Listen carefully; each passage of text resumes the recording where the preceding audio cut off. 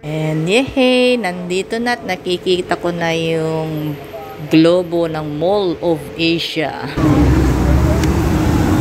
Mall of Asia. Pwede ka rin magupo dyan.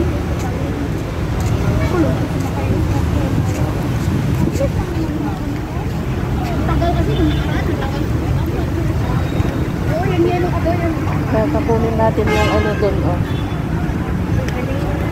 Oo. Escalator. Escalator. Ito yung harap ng ano. May need ba dito? Oo, sige. O, tingnan mo, Gors, mula doon. Doon ka kasi, doon.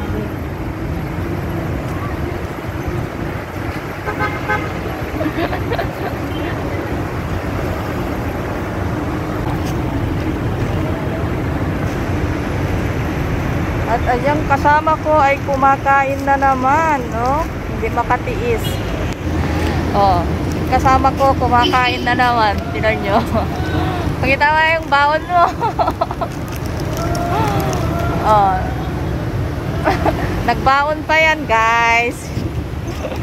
So, ayan guys, paakyat na kami sa escalator at tayo po ay gagala sa Mall of Asia kung saan ito po ay pinakamalaking mall dito sa Metro Manila.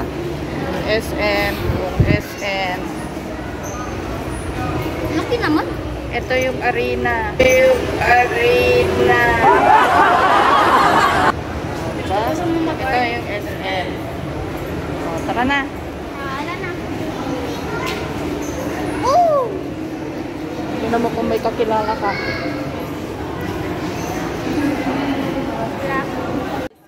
Ang daming mallers.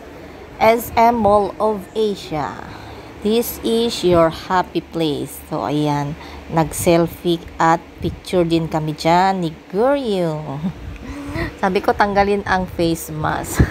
So, kami ay nagpatuloy sa paggagala nitong aking anak. At sa aming paggagala, marami na rin po akong napansin na marami na rin talagang pinagbago dito sa Mall of Asia since yung last na punta ko dito. Di ko na matandaan kung ilang years na. So, napakaraming improvements at marami na ring mga buildings sa iba't ibang bahagi na naipatayo.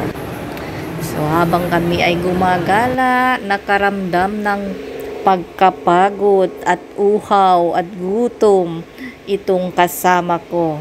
Kaya dito kami napadpad dito sa pahingaan at nakikita nga dyan ang napakagandang view.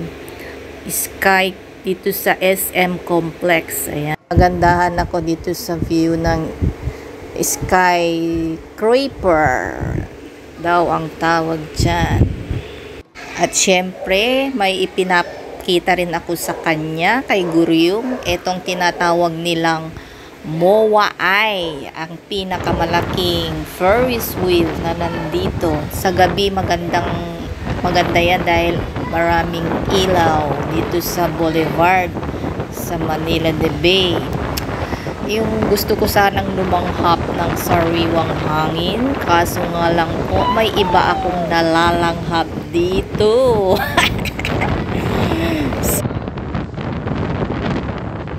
Siguro wala pa sa 1/4 ang nakita or napasyalan ni Guryong dito sa MOA. At medyo napapagod na daw siya at nagrereklamo. Saka dumidilim na rin, kaya nagdesisyon na rin akong pauwi na. Uuwi na muna kami at makapagpahinga.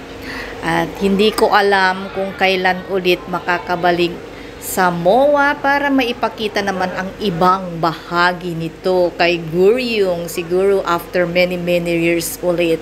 So at least na-experience niya ang mamasyal sa pinakamalaking mall dito sa Metro Manila. Hanggang sa muli. Bye-bye!